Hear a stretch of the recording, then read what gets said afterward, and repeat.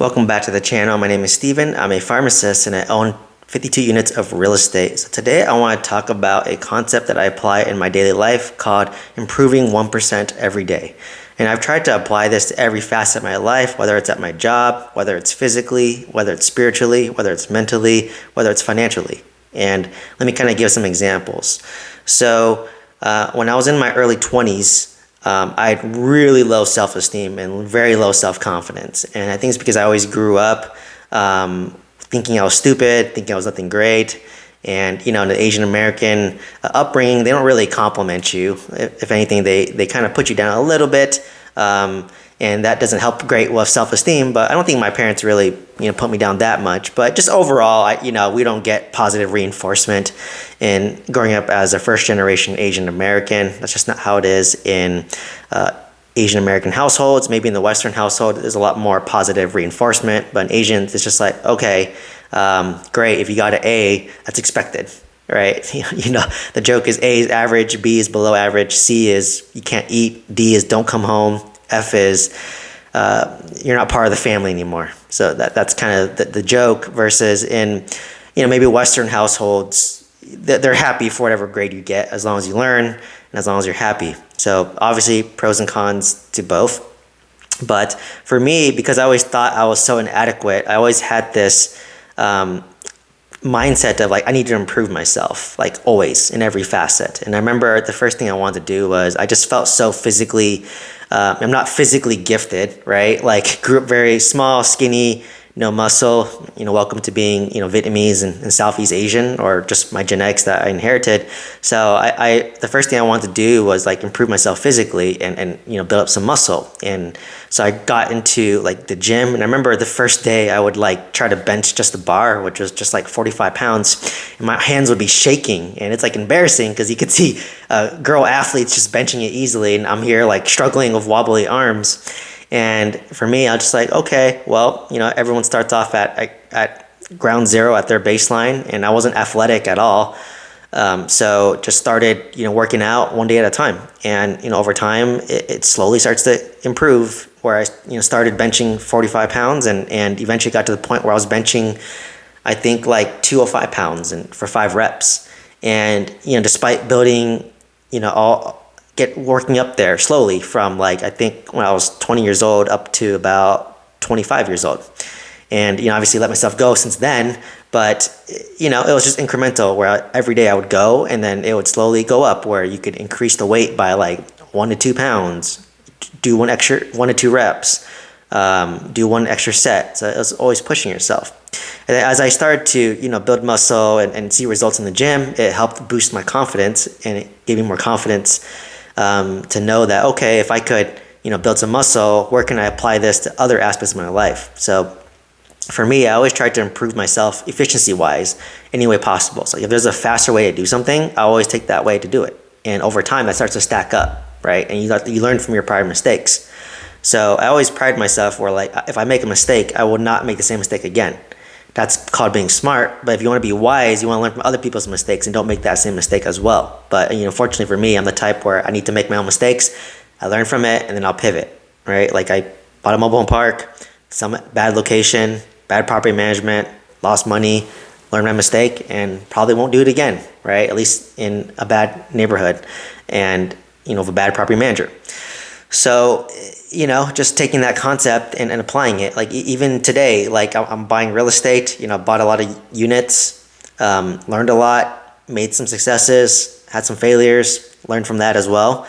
And, it's giving me more clarity today where, okay, like with real estate, you're not guaranteed to make money, right? Like you could put in all this time, all this energy, all this money, and you're not guaranteed to make money.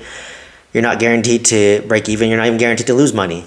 Or you're guaranteed, it could be either option. You can make money, lose money, or break even, right? And after all that time and effort, but what starts to compound is your knowledge and your skill set. So because what I learned from, real estate where I got shiny object syndrome, I did multiple things, right? I was doing mobile home park. I had apartments. I was looking at self-storage. Thank God I didn't buy self-storage, but I learned from my mobile home park, lost on that. You tried multiple businesses. I opened my own pharmacy, which was too capital intensive, and had partnerships that didn't work out. I tried drop shipping, which is sold the dream of fast, quick money, lost money on that just as fast as the dream happened. And basically now when I'm doing business, I took all the concepts I learned from my job, from my W-2, from my real estate, and then from my failed businesses to now apply it to, social media, for example, where now I'm like, you know what, I have patience. Like I've been doing this, posting daily videos for, I think almost 2.5 years, and my growth is slow compared to other people, but it's okay. Like just focus on creating consistent content, slowly improve over time, and eventually it'll come. And I don't care to be that big either. Like this is more of an outlet for me to share what I learned, document my journey for myself, for my future self, and for my kids. So if others can find value from that, then great. I don't know where this is going to go, but if it blows up big, great. If not, that's okay. Like I legitimately enjoy doing this regardless, and if it can give value to one or two people, that's good enough for me, like to be honest. So taking that and applying to the business where I'm giving it patience, right? Like I don't expect to see instant results. I know a lot of people, they can't even post, every day. And how can I make this sustainable for a long period of time? So for me, I don't edit my videos because I know that if I were to edit, it would burn me out, and I don't want to invest the money in editing right now. So how do I make up for that? Like I just have to improve myself. I have to speak clearly, improve my communication, improve everything about live videos. Like it's doable. Like there's creators out there that don't edit, they don't script, they just talk off the cup and they do well. Right? Like look at Gary Vee. I think he doesn't really practice and he's doing great. So I know it's possible, it's out there, but you just have to slowly improve yourself over time and compound. And how I get better is the more videos I create, the better I get. And you just make slow 1% improvements. And if I were to become a real estate broker, same thing, right? Like I would take the concepts what I learned from my W-2, what I learned from my real estate, what I learned from social media, and now I'm applying it to be a real estate broker. Like, am I having patience? Am I building up a personal brand so that people come up to me and want to use me as their realtor or their broker? Am I creating education so that I can just show these videos to future realtors underneath me and they can learn from those videos instead of learning from me? So it's just creating all these systems and processes because I have a course in the mentorship, so I'm used to training real estate investors, so probably translates well to training realtors, if I go down that route. So, as you work hard and improve yourself, it gets easier as you do new endeavors, right? And that's how skills start to stack and skills start to compound. Like if you look at Dwayne "The Rock" Johnson, he started off as a football player, a college football player, didn't make it, played for the Canadian Football League, didn't make it, ended up going WWE, he made it there, and after that he became a movie star. And after becoming a movie star, now he owns Terramana, which is a $1 billion tequila business. Right? So he slowly stacked over time. And my journey is similar. Like I'm a pharmacist, became a real estate investor, now created, social media / coaching, and then real estate broker. And then maybe I'll do some big business in the future. I don't know, right? Like I don't know where it's going to go, but the still skills start to stack and compound. And you can only work on one skill at a time.